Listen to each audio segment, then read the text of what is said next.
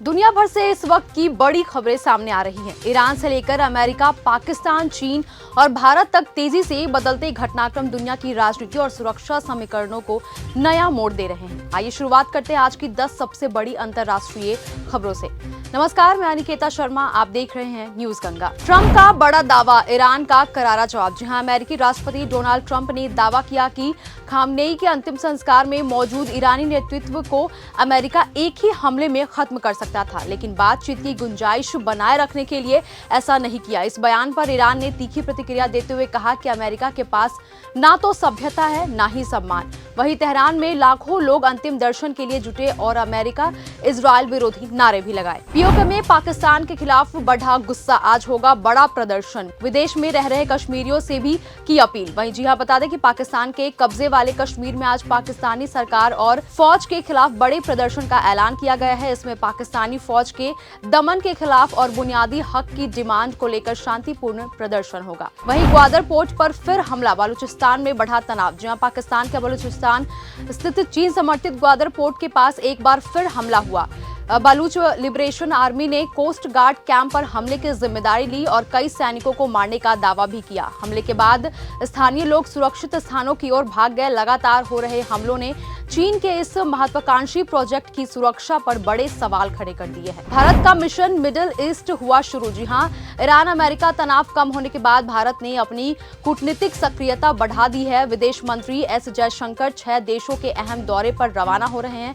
माना जा रहा है कि यह दौरा पश्चिम एशिया और यूरोप के साथ भारत की रणनीतिक साझेदारी की ओर मजबूत करेगा। ऊर्जा, व्यापार और सुरक्षा जैसे मुद्दों इस मिशन के केंद्र में रहेंगे। वहीं पाकिस्तान के डिप्टी पीएम के पोते पर गंभीर आरोप। जी हां, पाकिस्तान के उप प्रधानमंत्री इशाक डार के पोते रजा डार पर गैंग रेप पीड़िता ने गंभीर आरोप लगाए हैं। पीड़िता का दावा है कि उससे क्रिप्टो अकाउंट का एक्सेस भी मांगा गया था। मामले में 4 आरोपियों को अदालत ने 5 दिन की पुलिस हिरासत में भेज दिया है। पुलिस का कहना है कि हथियार और वसूली की गई रकम की बरामदगी अभी भी बाकी है। वहीं खामनेई के जनाजे में 3 बेटे दिखे, मौजतबा गायब। तेहरान में अयतुल्लाह अली खामनेई के अंतिम संस्कार में उनके 3 बेटे मुस्तफा, मसीम और मसूद मौजूद रहे, लेकिन संभावित उत्तराधिकारी मोजतबा खामनेई सार्वजनिक रूप से नजर नहीं आए।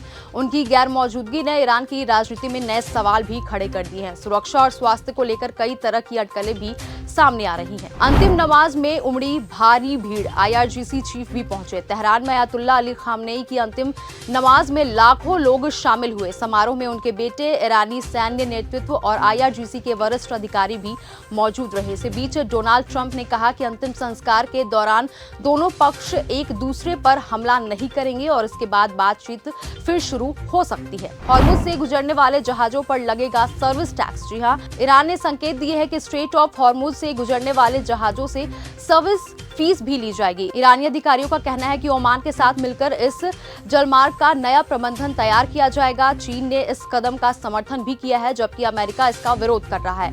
अब सवाल यह है कि क्या भारत जैसे देशों को किसी तरह की छूट मिलेगी या फिर नहीं। ट्रंप बोले, मुझे लगा था लोग खामनेई से नफरत करते हैं। जी हां, डोनाल्ड ट्रंप ने कहा कि उन्हें लगता था कि ईरानी लोग खामनेई से नफरत करते थे, लेकिन अंतिम संस्कार में लाखों लोगों की मौजूदगी देखकर वे हैरान रह गए।